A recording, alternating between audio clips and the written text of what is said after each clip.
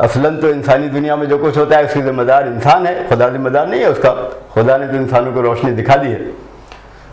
تو کون ہے جو گھات میں ہے خلق خدا کی؟ رند، جنہوں نے انسانوں کو اپنی ضرورتوں کا غلام بنایا، آج کی اصطلاح میں آپ کہیں تو کنزیومر بنایا۔ نظام سرمایہ داری نے ان کو روٹی کے چکر میں لگایا، ان کا سارا خون چوس لیا، ان کو کسی کام کا نہیں رہنے دیا۔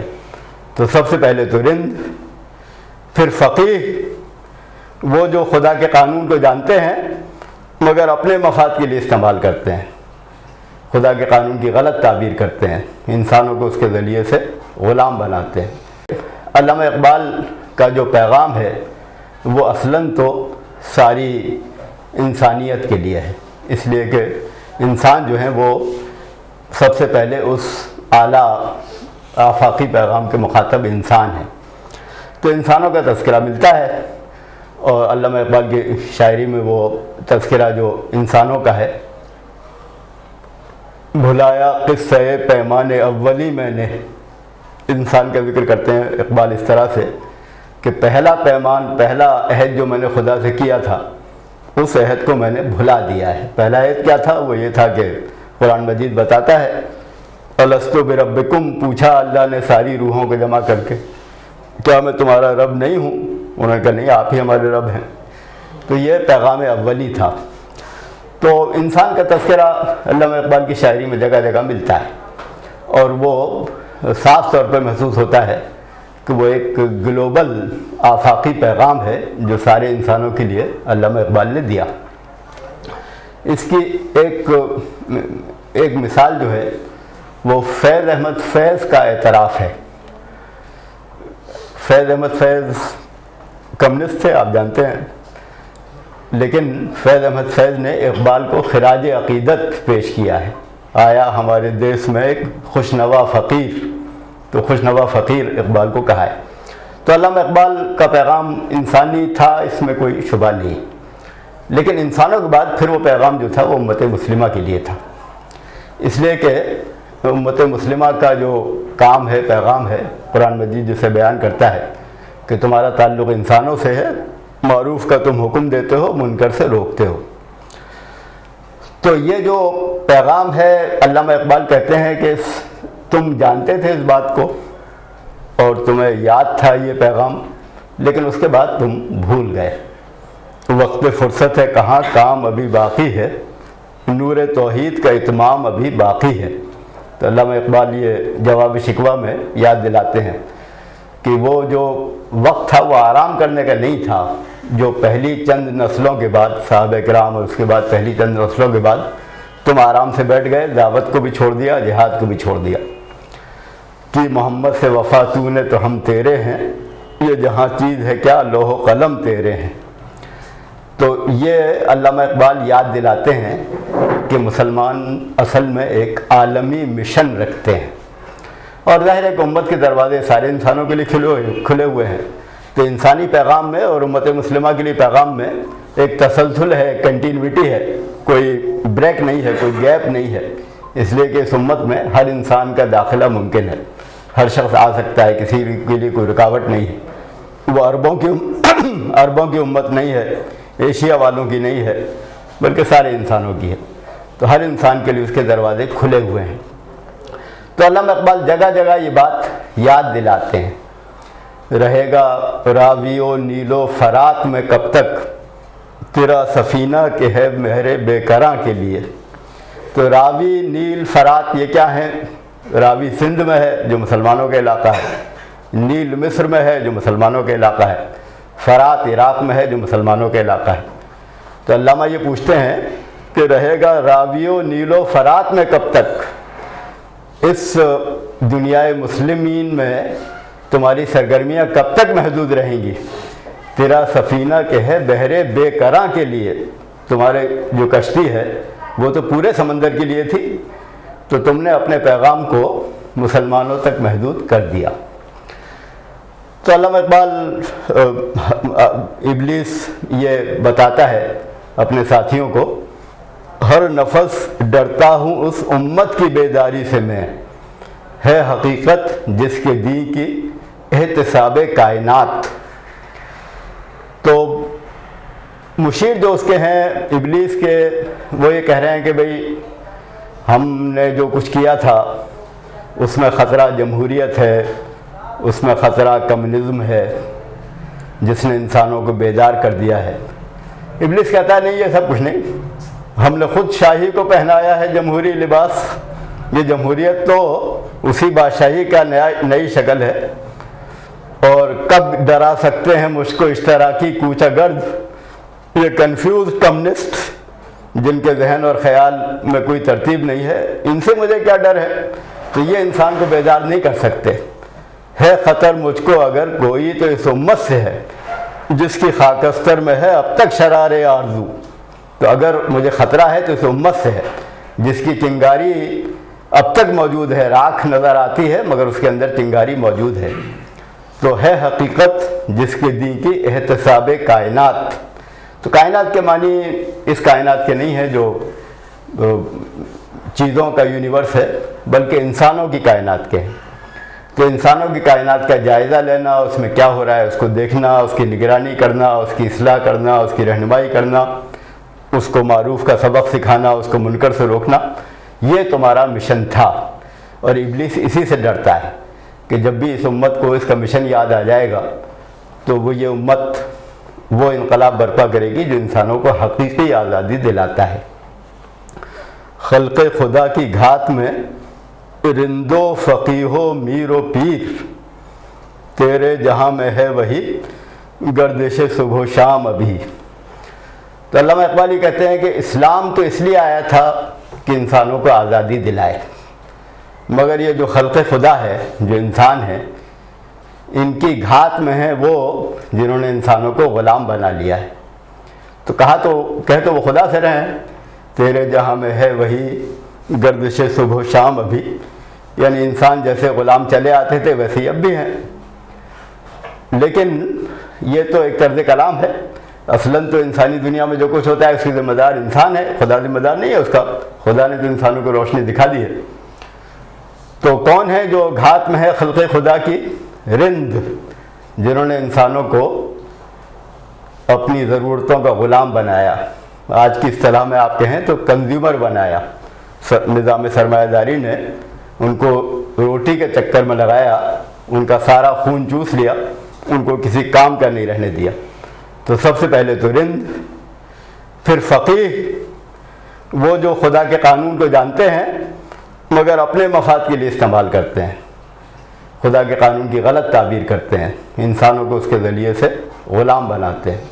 تو رند و فقیہ و میر و پیر، میر بادشاہ، رولرز، حکمراں، ہمیشہ انسانوں کو انہوں نے غلام بنایا، آج بھی بنائے ہوئے ہیں.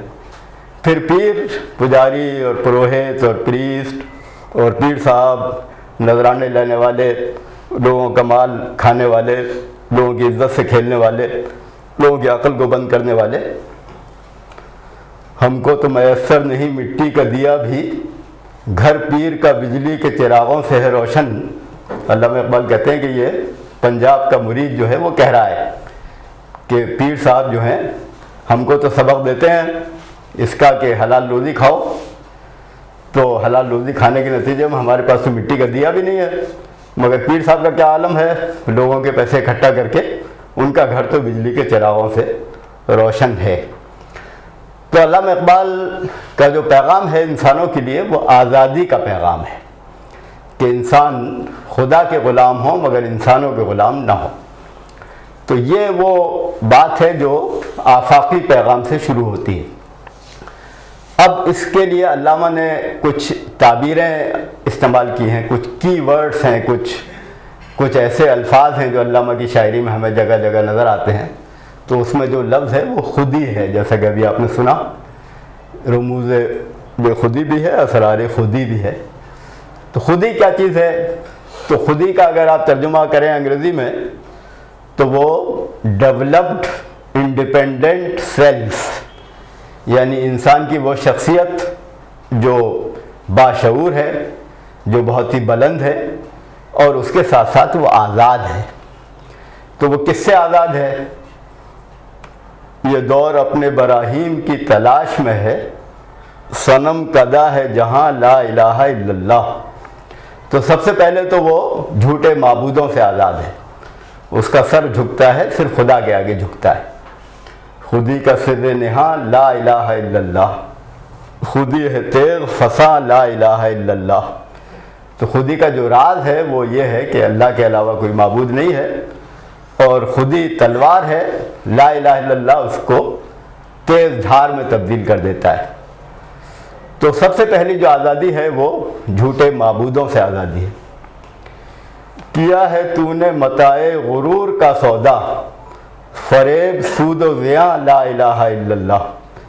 اس کے بعد جو آزادی ہے وہ نفع نقصان کے خوف سے آزادی ہے. انسان غلط کام کیوں کرتا ہے؟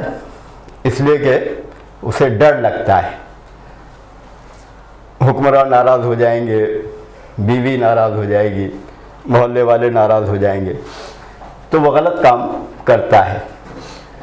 تو فریب سود و زیاں لا الہ الا اللہ، یہ نفع نقصان کا جو خیال ہے یہ اصل میں فریب ہے، اس لیے کہ اللہ کی مشیت کے بغیر کوئی نقصان نہیں پہنچتا.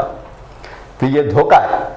تو اس دھوکے سے آدمی کیسے نکلتا ہے؟ لا الہ الا اللہ کہہ کر وہ اس سے نکل سکتا ہے. تو آزادی کس سے ہو؟ اندیشے سے آزادی ہو.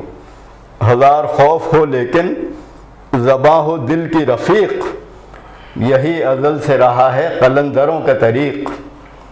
تو وہ جو قلندر ہیں جو خدا کے علاوہ کسی سے نہیں ڈرتے، ان کا طریقہ یہ ہے کہ چاہے ہزار ڈر لگتا ہو لیکن زبان وہی کہے جو دل میں ہے. تو یہ رہا ہے قلندروں کا طریق. تو علامہ کہتے ہیں کہ یہ آزادی جو ہے سود و زیاں، نفع نقصان کے خوف سے آزادی. اگرچہ بت ہیں جماعت کی آستینوں میں، مجھے ہے حکم اذاں لا الہ الا اللہ. تو آزادی ماحول سے. آدمی یہ سب کہتے ہیں لوگ باتیں بہت کہ ہمارا ماحول بڑا خراب ہے، ہم کیا کریں، کیسے صحیح راستے پہ چلیں. تو ٹھیک ہے، ہوا کریں بت جماعت کی آستینوں میں، لیکن تمہیں تو اذان دینی ہے، تم اذان دو. آزادی حالات سے. یہ نغمہ فصل گلو لالا کا نہیں پابند، بہار ہو کہ خزاں لا الہ الا اللہ. حالات سے آدمی آزاد ہو. ہم یہاں اقلیت میں ہیں، کم ہیں، مائنورٹی میں ہیں، غریب ہیں، پریشان ہیں، اس لیے حق بات نہیں کہہ سکتے، یہ سب کچھ نہیں. یہ نغمہ فصل گلو لالا کا نہیں پابند. بہار ہوگی جبھی پیغام دیا جائے گا، ایسا نہیں ہے. بہار ہو کہ خزاں لا الہ الا اللہ. تو علامہ اقبال نے خودی کو ایک بنیادی اصطلاح کے طور پہ استعمال کیا ہے. تو خودی یہ ہے کہ انسان خدا کے آگے جھکے لیکن انسانوں کے آگے نہ جھکے، حالات کے آگے نہ جھکے، سود و زیاں کے اندیشے کے آگے نہ جھکے. عقل ہے محو تماشائے لب بام ابھی، بے خطر کوت پڑا آتش نمرود میں عشق. عقل ہے محو تماشائے لب بام ابھی. تو وہ عقل جو حساب کتاب لگاتی ہے نفع نقصان کا، اور حساب کتاب تو اسے اس کا لگانا چاہیے تھا صحیح اور غلط کا، صحیح اور غلط کے بجائے وہ فائدے نقصان کا حساب لگاتی ہے. تو وہ عقل جو ہے وہ ابھی کھڑی دیکھ رہی ہے. لیکن وہ جو عشق ہے، جو جذبہ ہے انسان کا، جو صحیح جذبہ ہے، وہ اس کو لے جا رہا ہے حق کے راستے کی طرف. ابراہیم علیہ السلام کی زندگی اسی عشق کی مثال کے طور پہ وہ پیش کرتے ہیں. تو خودی سے قریب جو اصطلاح ہے علامہ کی، وہ عشق کی اصطلاح ہے. اور عشق کی معنی ہے صداقت سے، سچائی سے، حق سے انسان کی ایسی محبت جو بہت ہی شدید ہے، اور اس محبت کی وجہ سے وہ ہر خطرہ مول لینے کو تیار ہے، ہر قربانی دینے کو تیار ہے. تو وہ اس جذبے کو عشق کہا گیا ہے. اور وہ جذبہ کیسے پیدا ہوتا ہے؟ تو وہ خدا سے تعلق ہے، وہ رسول سے تعلق ہے، وہ قرآن سے تعلق ہے. یہ تینوں تعلقات علامہ کی زندگی میں بھی اور علامہ کی شاعری میں بھی بہت صاف نظر آتے ہیں. علامہ اقبال کے والد محترم کا ذکر ابھی ہوا. ان کے والد نے ایک بار دیکھا اقبال قرآن پڑھ رہے تھے، تو انہوں نے کہا بیٹا اس طرح پڑھو جیسے کہ تم پر نازل ہو رہا ہو. تو جس طرح جبریل نے پڑھا، جس طرح رسول نے پڑھا صلی اللہ علیہ وسلم، تو قلب پہ نازل ہو. تو قلب پہ جب نازل ہوتا ہے قرآن مجید تو وہ انسان میں وہ کیفیت پیدا کرتا ہے جو عشق کی کیفیت ہے. تو وہ عشق کی کیفیت صداقت سے گہرا تعلق ہے. تو علامہ اقبال نے اس عشق کی طرف توجہ مسلمانوں کو دلائی ہے. عقل و دل و نگاہ کا مرشد اولی ہے عشق، عشق نہ ہو تو شر و دین بت کدے تصورات. یعنی اگر یہ تعلق نہ ہو صداقت سے تو بظاہر دین بھی ہے، شریعت بھی ہے، مگر یہ سارے بت کدے ہیں، ان کے اندر بت رکھے ہوئے ہیں. اور عشق جو ہے وہ عقل کی تربیت کرتا ہے. صحیح جو تربیت ہوتی ہے عقل کی وہ اس عشق کے ذریعے سے ہوتی ہے. یا مردہ ہے یا نزاع کی حالت میں گرفتار، جو فلسفہ لکھا نہ گیا خون جگر سے. تو جو فلسفہ ایسا نہیں ہے جس میں آدمی کا جذبہ شامل ہو، وہ یا تو ختم ہو گیا دنیا سے یا ختم ہونے والا ہے. دنیا نے بہت سارے فلسفے دیکھے، کسی کی عمر 50 سال ہے، کسی کی 100 سال ہے، مگر وہ کلام جو وحی الہی کے ذریعے سے آیا تھا وہ پہلے بھی زندہ تھا، آج بھی زندہ ہے. تو علامہ اقبال نے یہ پیغام ان الفاظ کے ذریعے سے دیا، خودی کے ذریعے سے، عشق کے ذریعے سے، اور خدا سے اس تعلق کے ذریعے سے جو انسان کو صداقت کے لیے قربانی دینے پر آمادہ کرتا ہے. وآخر دعوانا الحمدللہ رب العالمین.